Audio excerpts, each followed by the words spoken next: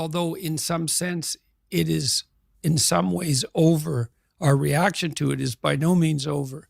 And part of the reason that we overreacted, I would say, so precipitously to it is that we were unprepared for such things in our naivety.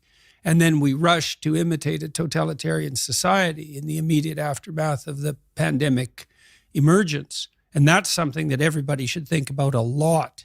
And we're not done with all that totalitarian nonsense yet.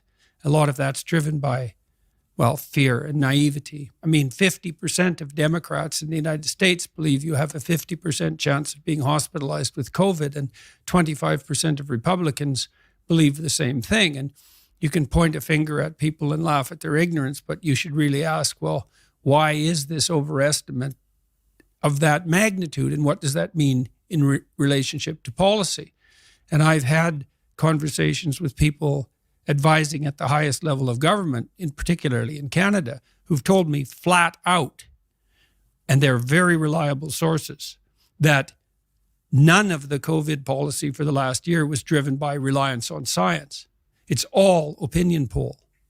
And that's really pernicious because, well, who's asking the questions and how did they set up the answer and who's answering and in what emotional state? And so to what degree are we led by considerations of short-term propitiation of unwarranted fear?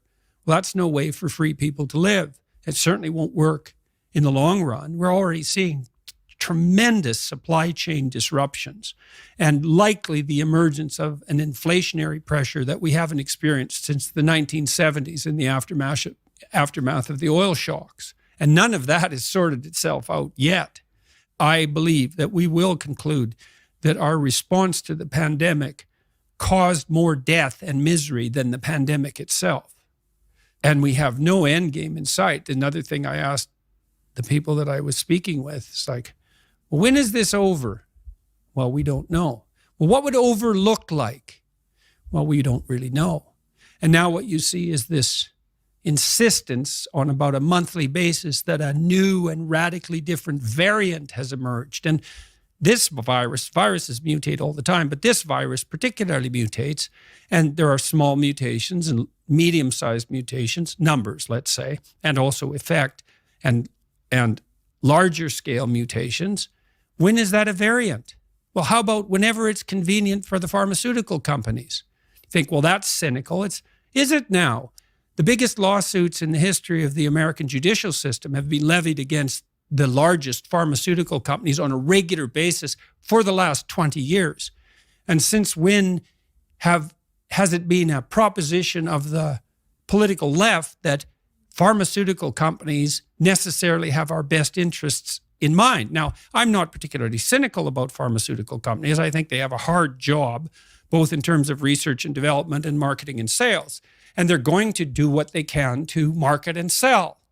But that doesn't mean that they are now to be the arbiters of all public policy, because our politicians are too cowardly and incompetent to do anything but devolve their responsibilities to so-called experts, domain experts.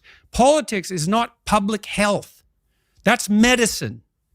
Politics is the art of analyzing the entire situation and charting a course forward, all things considered.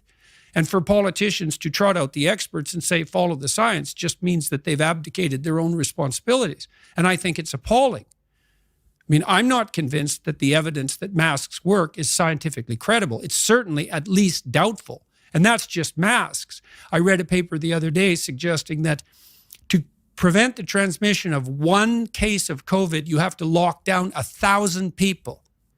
Like, how is that justifiable?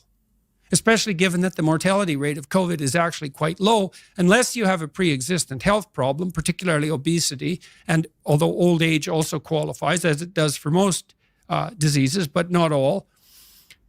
And with regards to, let's say, the issue of child vaccination, it's like children have an unbelievably tiny chance of dying from COVID. I don't think there's any scientific justification for immunizing children under 12. Now, at least it's debatable, and I'm not a domain expert, although I'm a decent scientist and I know how to read the research material. And so, well, we'll see what we have to learn from these tectonic shifts underneath. And, you might ask yourself, well, was that a tectonic shift in dire physical necessity because the COVID virus was genuinely so dangerous? Or was it an indication tectonically of our absolute inadequacy in the face of even a moderate existential challenge? And maybe it's a little column A and a little column B,